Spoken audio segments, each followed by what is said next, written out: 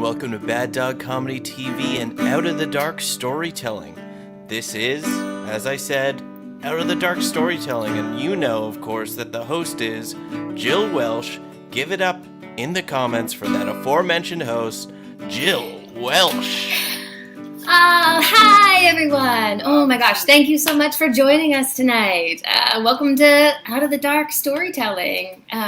We have an amazing show for you tonight. It's a bunch of embarrassing stories, like straight out of YM Say Anything column. Have I dated myself there? Do we know what YM is? It doesn't exist anymore, but yeah. Connor Lowe, are you here, buddy? Heard your voice. Ha ha! Hey Connor, how's it going?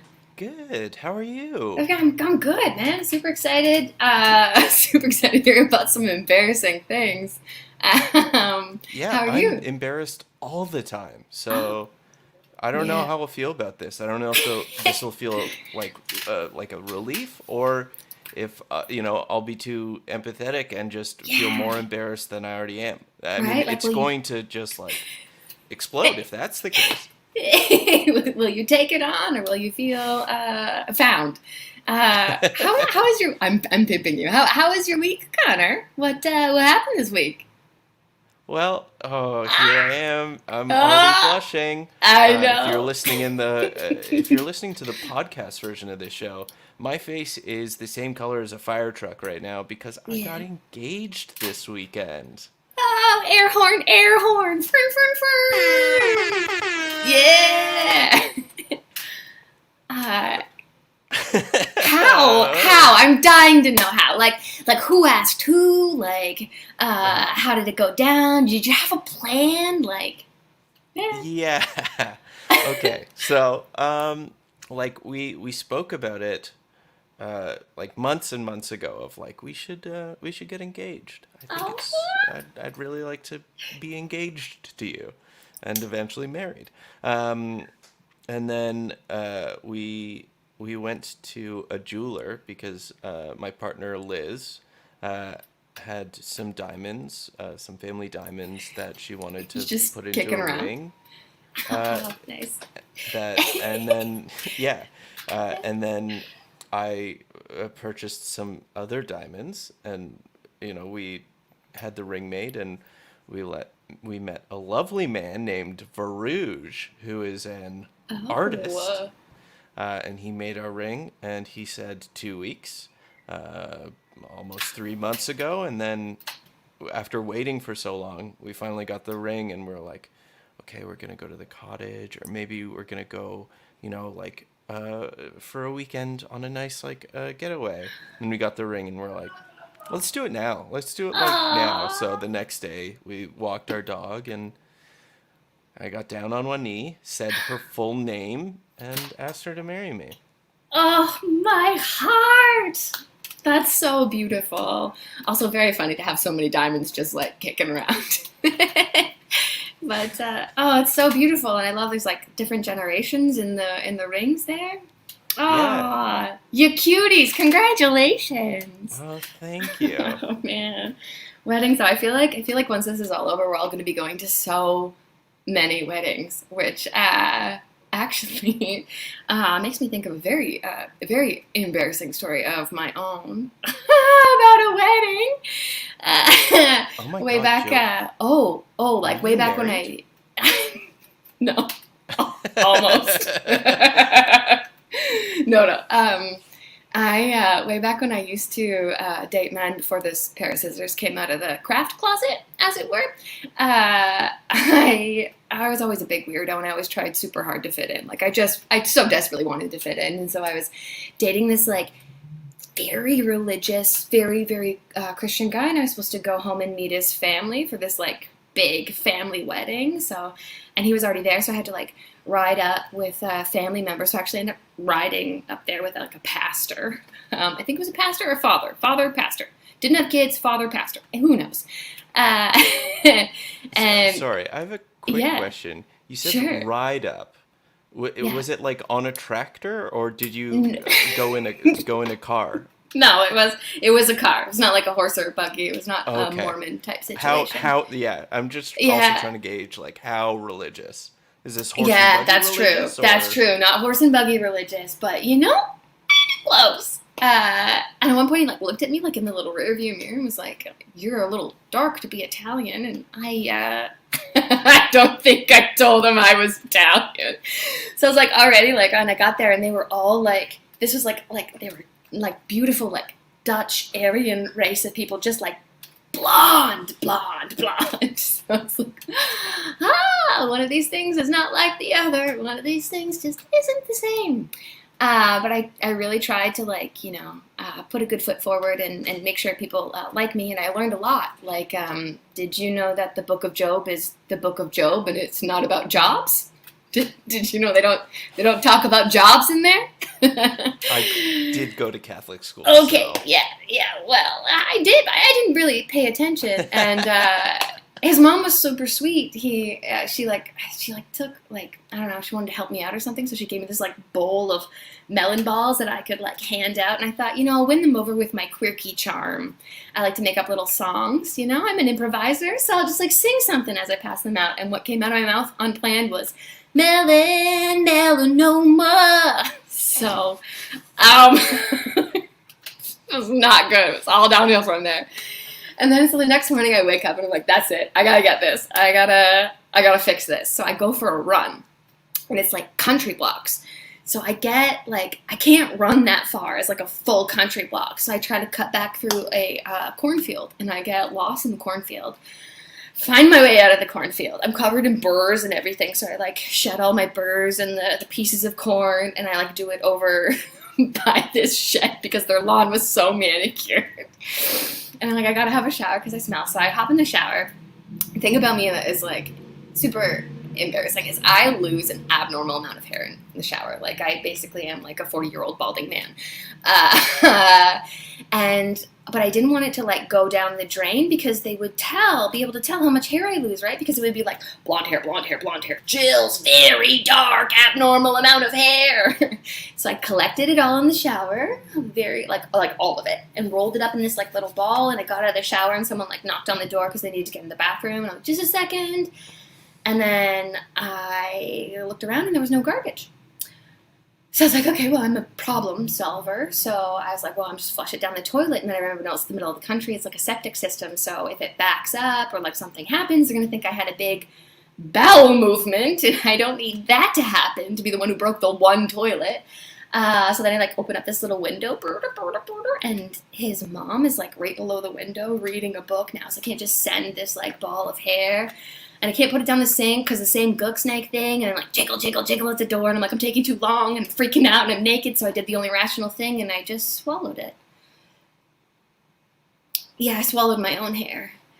I saw myself in the mirror, and that's probably when I made the decision that it was time to stop dating men. That's probably, that's probably how that came to be.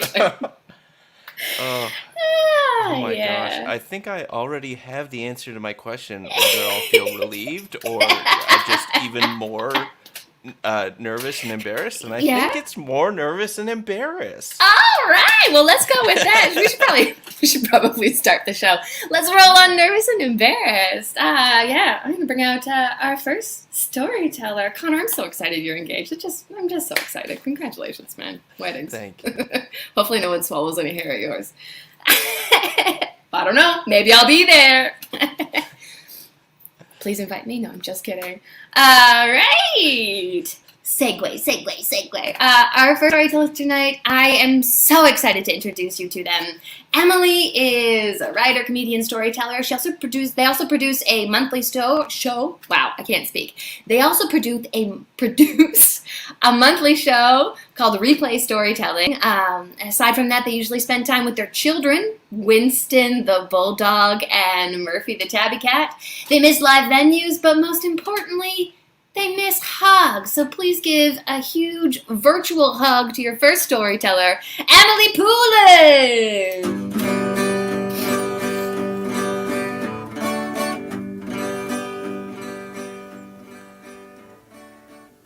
Thank you. That was such a nice, warm little intro. So in 2018, that was the first year that I started dating women exclusively. I didn't swallow my hair to find that out. It just happened.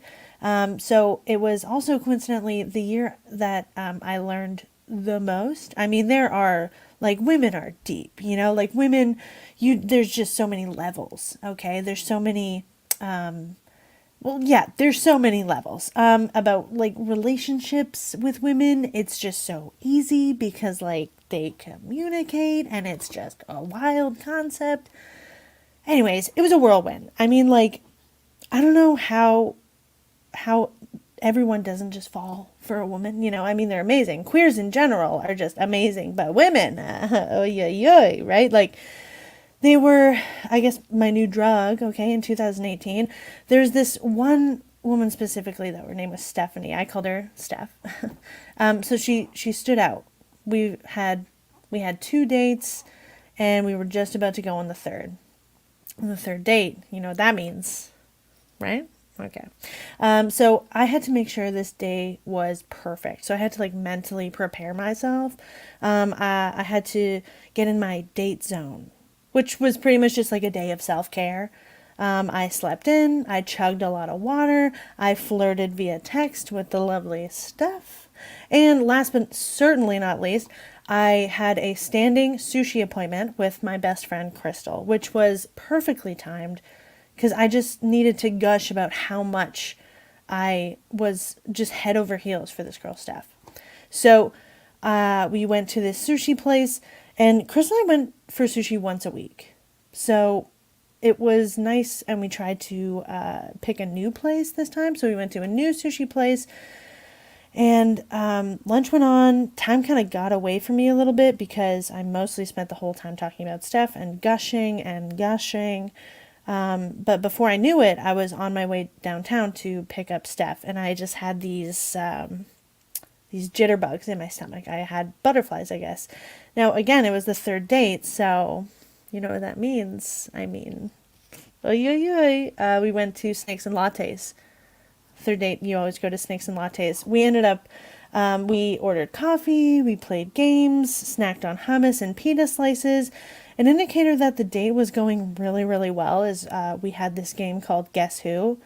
You know, the game where you try and narrow down the other player's character by guessing the physical attributes. So instead of guessing the physical attributes, I started asking things like, is your person an academic?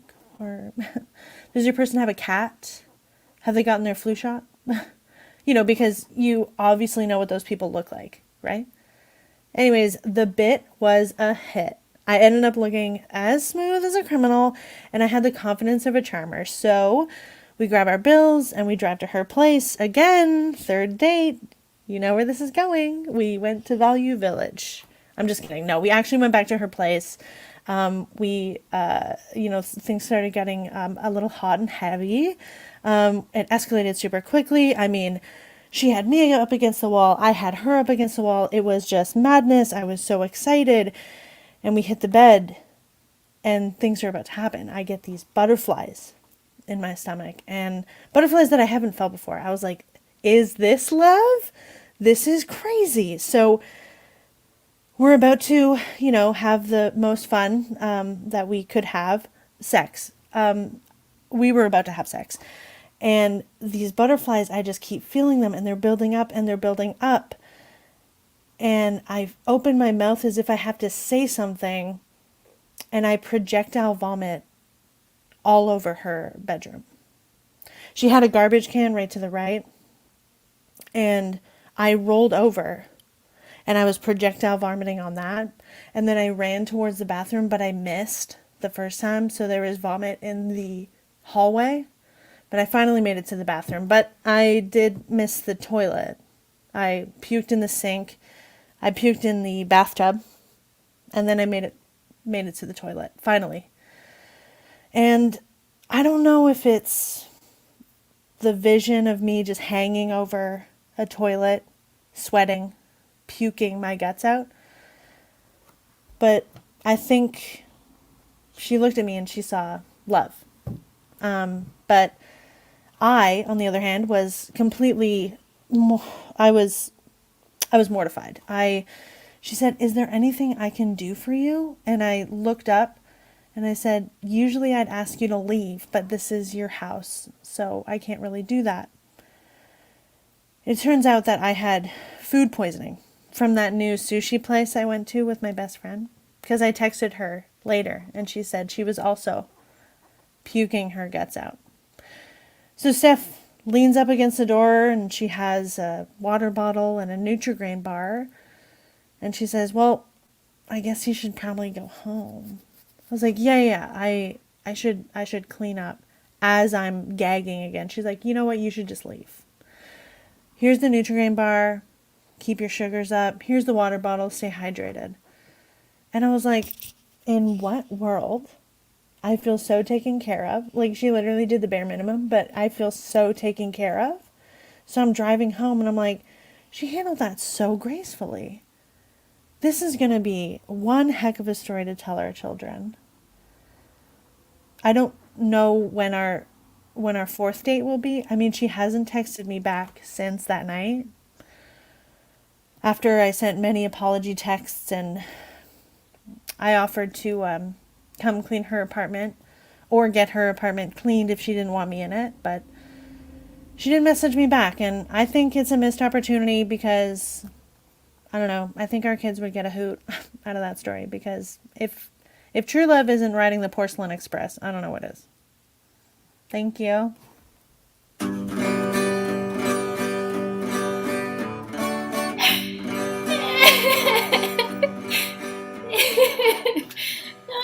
I don't think I'll ever forget the line, if true love isn't riding the Porcelain Express, what is? Oh, give it up in the chat for Emily Poulin. So funny, man. Oh, the third date, you know where this is going. Oh, buddy, wow. That, honestly, that girl's total loss. Just... Oh, listen, if you want to follow Emily on all social medias, at Emily R. Poulin on all social medias. That's your Twitter. That's your Instagram. Oh, find him on Facebook. And also, please check out Replay Storytelling. Replay Storytelling is another storytelling show. If you love stories, they are a great group of people, and they also put on a really incredible show. So please check them out. Our next storyteller, Shehna Javeed, works in higher education. She's actively working to strengthen her voice and advocacy against hate of any kind. She likes to write and has done some formal writing around student advising with the National Academic Advising Students Association, but wants to hone her creative writing skills. She's traveled to India, Spain, Dubai, London, England, and Saudi Arabia, and the United States. She's also a mom of 2 boys, and wanted me to say this as her fun fact, but like, if this was my fun fact, I would straight up believe this all the time. She did a TED Talk, a TEDx talk in 2019, like, do you see people for who they are? If it was me personally who had a TED Talk, I would just be like, hi, what's your name? I'd be like, I have a TED Talk. Yeah, just absolutely incredible. I'm super excited for you to meet this incredible storyteller. Please welcome to your screen, Shehna Javeed. Wasted days and wasted nights, have I found myself? Did I do all right? My family immigrated to Canada in the early 1980s. Our father had arrived a year before us to find employment and to prepare for our arrival. Our mother and the 2 of us arrived in January in the middle of winter. I was 11 and my brother was 13 years old. What an exciting adventure to immigrate to Canada at that point, only known to us as the country next to the United States of America, referred to as America in Urdu or Hindi, which are South Asian dialects.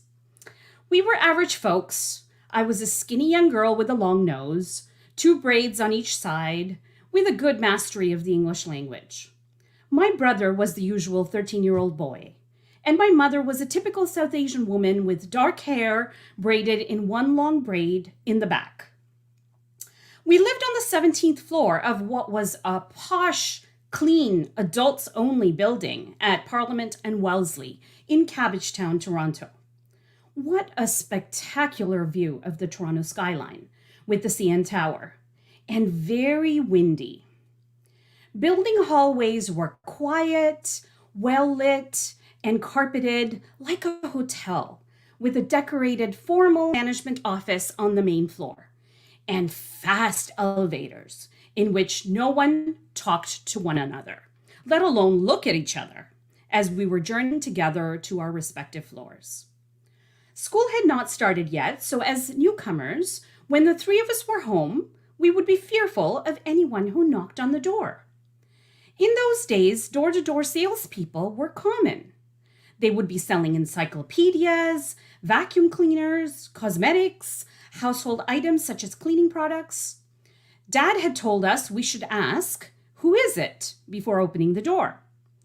In this apartment, there was no peephole on the door. So one time, someone knocked very hard on the door.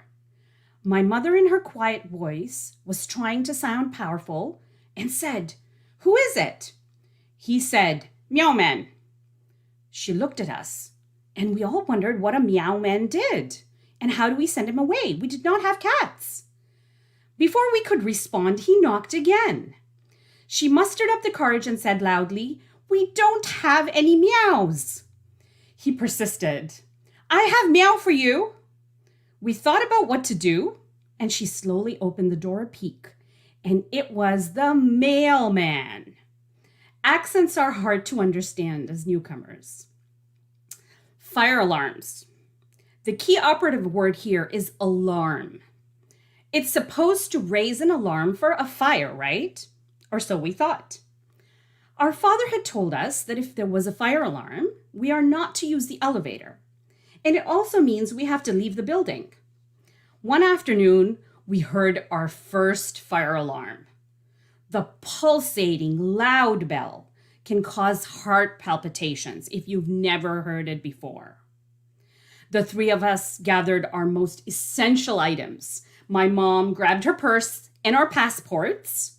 I grabbed a big purse with everything that an 11-year-old might hold dear, put on our coats over home clothes, locked the door, and raced down 17 flights of stairs.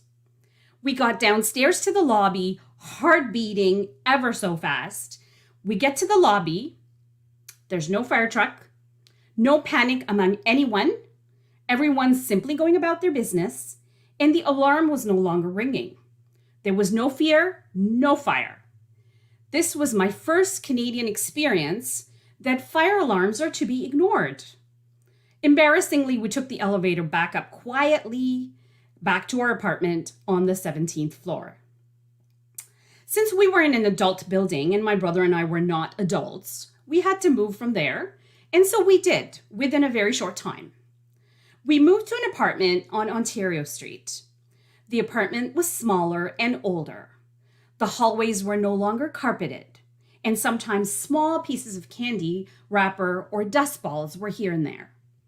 The main door was not secure, and often the lock was broken. The side door was crooked, so it sometimes did not lock, which I, as a kid, appreciated because our apartment was closer to that door, not realizing the semblance of security that I was compromising. Many immigrants lived in this building from many different parts of the world. In the late afternoon, early evening, the kids would come out to play with their balls and bicycles, and the women supervising them would walk together or sit together, sharing their latest discovery in the newcomer experience. People would talk from windows to passing neighbors and exchange pleasantries and stories of family in the home country. I would hear "Kaise hain," "Kya hal hai," and "Kem cho" in the many dialects of the Indian subcontinent. There were people from China, Russia, and some other countries that I could not identify at that time. A really warm community. Mom had started her job as a sales associate, although she was a college professor in India.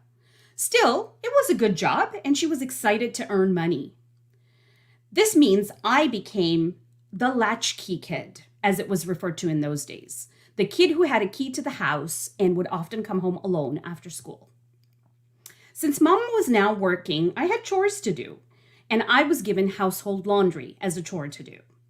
So approximately once a week, I would stuff 2 strong white plastic bags that Mom got from her store and carried the clothes down to the basement of the building.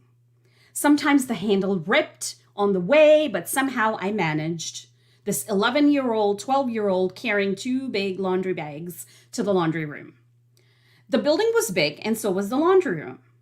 The room was messy with dryer lint here and there, or the garbage bin was overflowing with dryer sheets or discarded detergent boxes. It smelled pleasant of laundry detergent and dryer heat, and the sound of humming or sometimes clanking machines could be heard like a train from Mumbai. The machines broke a lot. Half of them did not work. I had no real understanding or a standard of comparison, so the room did not gross me out as much as it would now. Dirty, murky water would be left behind in the machines. If the machines broke down halfway through the cycle, residents were forced to squeeze out their clothes by hand and decide if they wanted to hand wash them in the equally yucky sink or risk trying another machine. I had a secret reward for doing laundry: finding small change. I used to often find dimes and nickels. Found money is so special, like a lottery. So whenever I had laundry to do, I would look for small change. There were no loonies or toonies in those days, so a dime or nickel is all I found. Usually. Sometimes I would hit the jackpot by finding a quarter. A dime bought 5 small gumballs in a small plastic wrapper, and my favorite was purple grape. A nickel got me an unwrapped jawbreaker from the jawbreaker jar at the variety store. And a quarter got me a 2 by 2 centimeter square of unwrapped chocolate piece. I now dread to think how many hands had touched the jawbreakers or sneezed near the open chocolate pieces. When I found a coin, I was already deciding what I would do with it the next day after school. I was really good sometimes because I saved the money too for a bigger bar of chocolate, which was around 45 cents. This was my secret reward for handling the filth of the family in a filthy laundry room, a reward that no one in the family knew about, and I think they don't even know to this day. Thank you.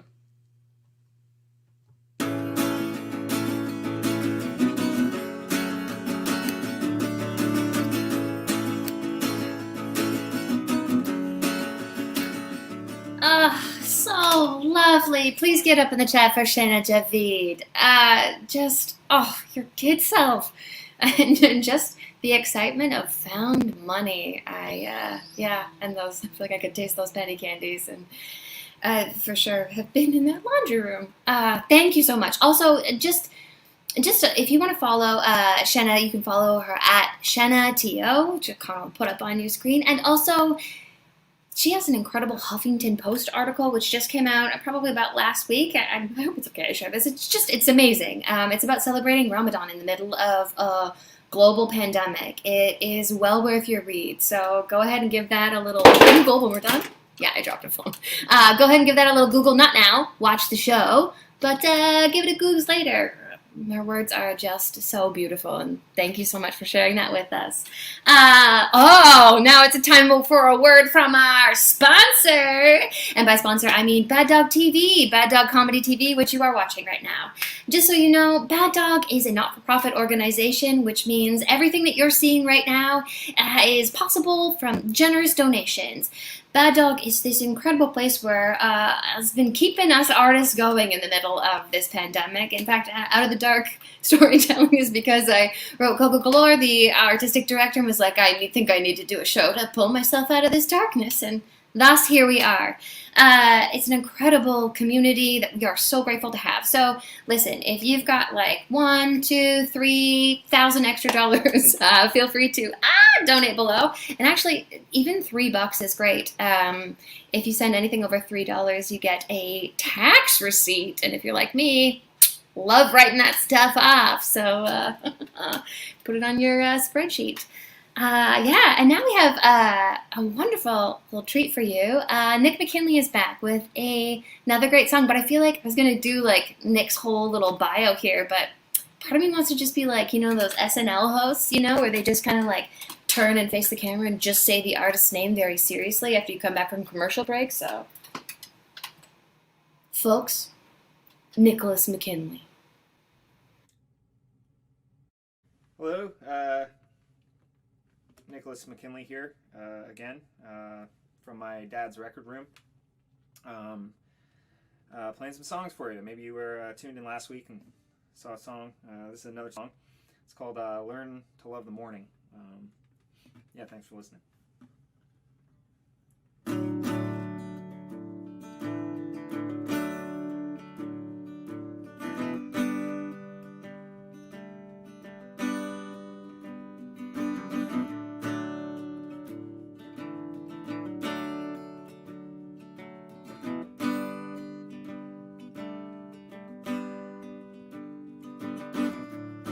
I've been searching for another place to run.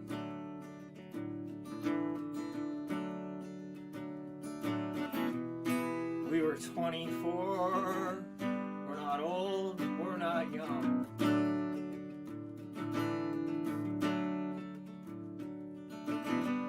Sleeping on the floor, hurting everyone.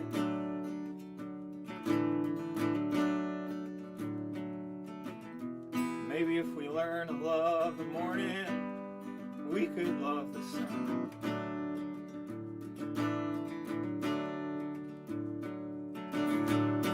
I keep moving on. It's not the time to turn around.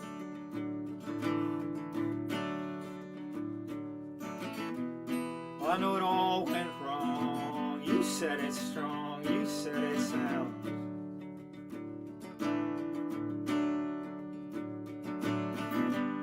Another walk at dawn, tracing letters in the ground.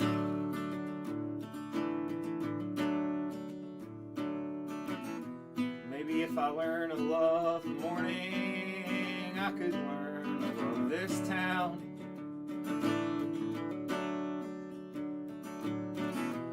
Maybe if I learn to love the morning, I could learn to love this town.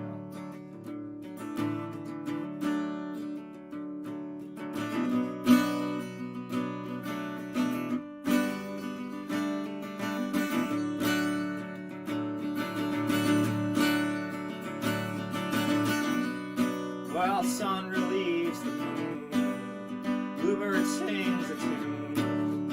I can't remember the last time that I felt this new land. The sun relieves the moon, bluebird sings a tune. Can't remember the last time that I felt this new.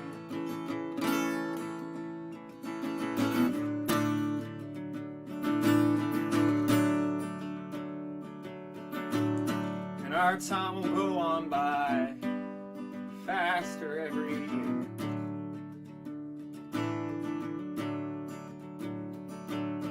The pain will surely die. Refuse to cry another tear.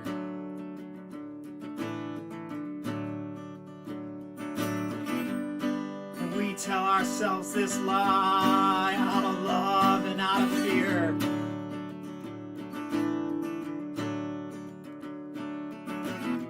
Maybe if we learn to love the morning, we can learn to love it here.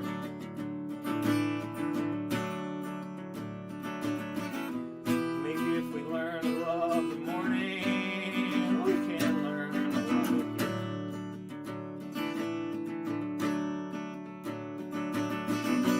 Maybe if we learn to love the morning, we can learn to love it here.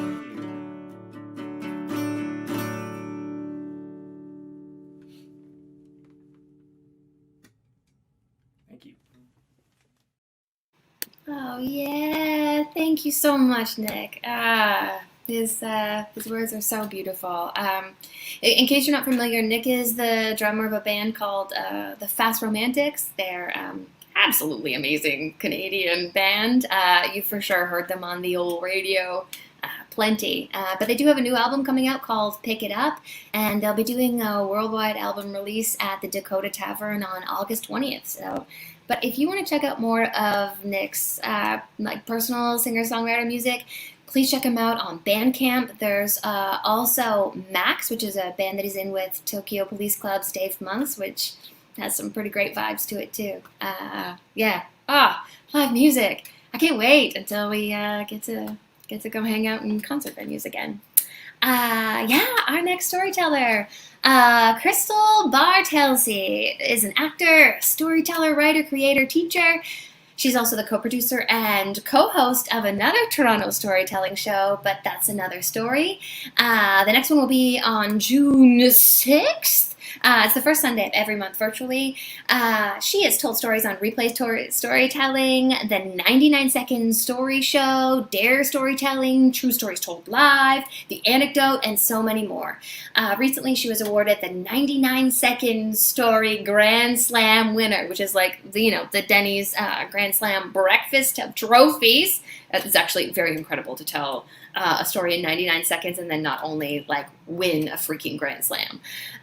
She has also created and written 6 award-winning solo shows. Chaotica, Honeymoon, Significant Me, all kidding aside, The Surprise, and Encore. And she's toured them all across Canada, the US, and the UK.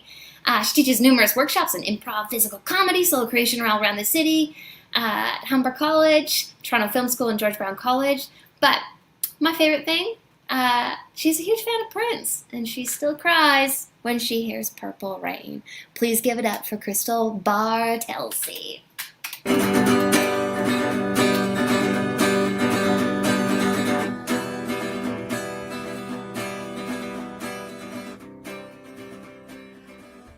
I'm 20 years old and I've just graduated theater school. And along with my best friend, Christina, who I meet in the program, the two of us immediately form our own sketch comedy duo called The Burnt Marshmallows. Now, there was a strong reason why we called ourselves The Burnt Marshmallows. See, Christina and I both attended a triple threat theater school. And the mandate of the program, the school, to get in was that you had to be strong in one discipline, acting, singing, or dancing. And Christina and I were both skilled in dancing and acting, but unfortunately we weren't blessed in the singing or the musical theater department. However, the rest of our 12 classmates were not so strong in dancing or acting. They all just happened to be exceptional singers. So it was the fact that they were all amazing singers, not so good in the other departments, but Christina and I were good in 2 disciplines, not good singers. We were still regarded as the low status of our class and of the program. Each week we had to attend a class called MTP, Musical Theater Production, which is a nightmare for any non-singer. Each week you had to bring in your song sheet, hand it off to the pianist, and stand in front of the class and deliver a song from a musical while the rest of your classmates and your teacher critiqued you. I felt so small week after week as all of my classmates belted out amazing versions from songs from Les Mis and Rent, and I worked week after week trying to get through a piddly version, off-key version of Moon River. Christina was having her own struggles with the class, and one week we couldn't take it anymore, and we agreed to do a duet. We both wore our denim jackets into class. I gave the song sheets over to the pianist. He gave me a confused look. I gave him a nod and one of these, let's just do it. And Christina and I just belted out Bon Jovi's Living on a Prayer. The rest of our classmates were clapping and howling, and our teacher was not impressed. She kicked us out of that class so fast, and we had a stern talking to about how we weren't taking the class or the program seriously. By the time we got to 5th term, which was 1 term before graduating, the end project for that term was a musical. And the artistic director actually had a sit-down conversation with Christina and I about how they didn't want us to participate in the musical because they didn't feel it would be fair to the other classmates. Now, Christina and I were at first full of rage and embarrassment that nobody wanted us in the musical, but then they offered us our own 2-woman show. So immediately we're like, yeah, okay, that's amazing. Of course, that's what we want. And then a week later, our dreams were crushed when the school realized they didn't have a budget for the musical and for our own 2-woman show. So that got taken away from us. So Christina and I just sat on the sidelines while the rest of the class rehearsed the musical, and we were offered the odd extra acting tutorial. So feeling rejected and dejected once again, we came up with the name The Burnt Marshmallows, and we agreed that as soon as we graduated, we would form our own sketch comedy duo, and we did our show, and one of our former faculty members, one of our improv teachers, directed us. Soon after, we continued doing shows, and we were a laugh to other comedians because one of our signature things was that Christina and I actually would do our gigs in burnt marshmallow wigs. We would make a new wig every few months. We would make this wig on like a styrofoam wig head, and we would cover it in saran wrap and foil, and then we would, glue all these marshmallows on and then burn them with a blowtorch. And this was really fun, except for our summer gigs, when we would, be traveling to the Rivoli on a hot 30-degree day in July on the streetcar, showing up with just mushy, drooping marshmallows. And the other thing that everyone laughed at us for was, often we were doing shows amongst improvisers or comedians who used no props. And Christina and I always turned up with like 3 to 4 garbage bags each filled with wigs and costumes and props. Now, one year we got a full show at the Toronto Fringe. So we're doing a full 60-minute show, and we secured a really well-known theater director in Toronto. And about 3 weeks before opening, our director, Mike, suggested that we go up north to his cabin to have a little getaway. This would be like a little escape from the city, a retreat, a chance for us to finish up any writing and to rehearse our show. And Christina was really against going. She just wanted to have a chill weekend in the city, hang out with her family. But I just kept pressuring her until finally she agreed to go. So the 3 of us, we pack into Mike's van, and we travel up north. We arrive late on a Friday night. We have a bonfire. We roast some marshmallows. And then we go to bed, and the next morning we wake up at the crack of dawn. And rather than jumping right into some writing or rehearsing, I thought it would be a great idea that Christina and I go out on a kayak adventure. And then Christina takes it one step further, and she thinks it would be even funnier if we dressed up as some of our characters from our show. So we get all dolled up in our 2 characters, Heather and Val. We're wearing these big mullet wigs and these big brimmed glasses, and we're wearing the northern t-shirts with the wolf on it, plaid shirts over top. We have a clown nose around our neck, and we're wearing the shortest little tight Adidas shorts. And we're about to get into our tandem kayak when Mike comes running down the path, and he reminds us to wear our life jacket. At first, I'm so annoyed. Like, the life jacket isn't going to go with the rest of the costume. It's going to ruin character. But in the last moment, we agree. So Christina and I get in the double kayak, and we set off on the river, and we're paddling, and it's early, but we are howling of laughter. We're doing some improv banter, and we're reciting lines for our show, and we're giggling, and we can't believe we're kayaking with these wigs and these glasses. And as we're paddling along, I should mention that I had been up north to this cabin once prior, about 1.5 years previous to that, working on another show. And the thing I remember the most about the river is you got to a point where there was an island or a rock. And when you got to that point, you had to veer to the right. Because if you went to the left, there was a whole bunch of rapids, like a waterfall that was there. So Christina and I are having a great time. We're paddling along. And then it dawns on me that the last time I had been up north to this cabin, it was a different time of the year and the water was low, and that's why I saw the rock or the island. And now as we're paddling and I'm wondering where this rock is, I realize it's a completely different time of year. And the reason why I'm not seeing the rock is because the rock is underneath the water. And Christina knows none of this, but all of a sudden I just start panicking because our kayak is being veered to the left, and I just start telling Christina to paddle backwards, and she doesn't know, and she's panicking, and we're trying so hard to paddle backward, but it's too late. The water is too strong, and I panic and I abandon ship. We both jump out of the kayak, and the kayak goes ahead of us, and it goes down the rapids. And Christina and I are being weighed down by our mullet wigs, and we try to swim to shore, but it's too late. I know I'm about to go down this waterfall, and Christina's quite behind me, a quite distance back, and I turn to her and I look, and we have this look that I will never forget. We lock eyes and I look at her. I look at her because she's my best friend. I look at her because we've already created so many memories. And I look at her and I am beaming, I am so sorry, out of my eyes, because we are about to die. And she never wanted to come in the first place.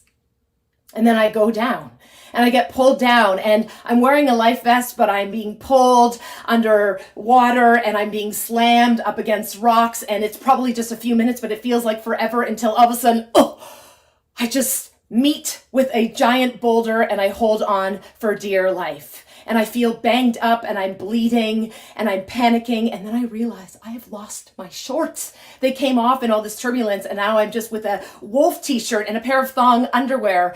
And I'm looking around for Christina and I'm screaming and I'm panicking and I'm yelling her name and there's no sight of her.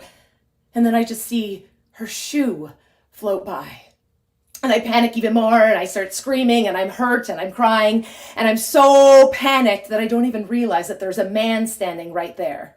You see, this man's cottage was just on the edge of the rapids and he saw the whole thing from the deck.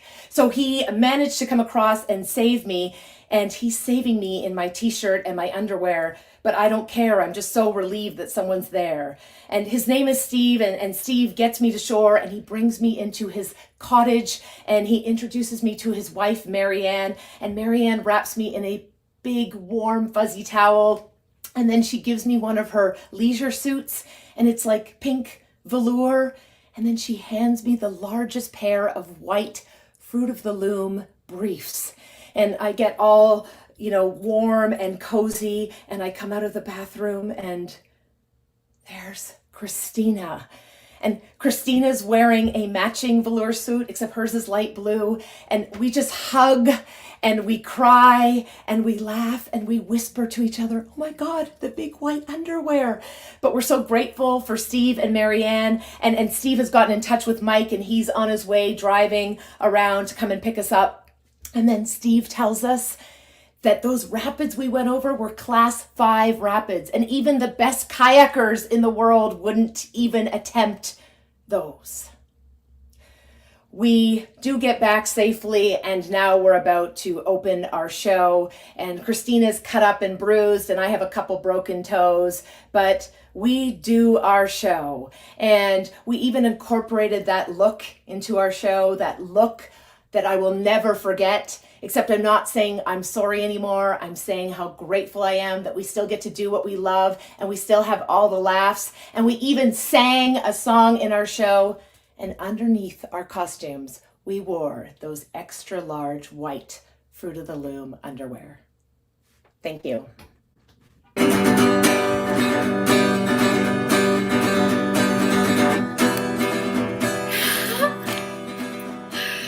Oh, give it up in the chat for Christel Bartelse. Wow. I mean, first and foremost, I'm super glad you guys made it, but comedy really is a full contact sport. And I just can't stop imagining marshmallow wigs. So great. And also so kind of that lady to just, have spare underwear kicking around for you. That's our show, everyone. Thank you so much for coming out. Huge thank you to Connor Lowe, who's been running all of the tech. You saw him at the hot beginning, our friend who got engaged. Huge thank you to Coko, Galore, Avery, Jean, and everybody at Bad Dog Comedy. And thank you so much to the Toronto storytelling community. It's just one of the most incredible, supportive communities. When I said I was going to start a show, it was just everyone reached out, and they really are just so amazing. So if you are out there and you're feeling lonely, please come hang out with us. If you want to know about shows that you could do, you want to tell a story on your very own, or you've got a piece of music that you want to share on here, or you want to know about other storytelling shows, find me on social media, send me a message, and I'll send you all of the info I've got. It really is a great thing to be a part of. And a huge thank you to our amazing storytellers. Emily Poulin, please check them out at Replay Storytelling. Shehna Javeed, the article Shehna wrote is actually in the Medium. Correction on my part. And Christel Bartelse, their next storytelling show is happening June 6th at 7:30. And obviously the very talented Nick McKinley. Thank you so much for joining us. But most importantly, thank you all so much for tuning in. And now get out there and love each other safely. And try not to barf on one another. Thanks. Good night. Yeah.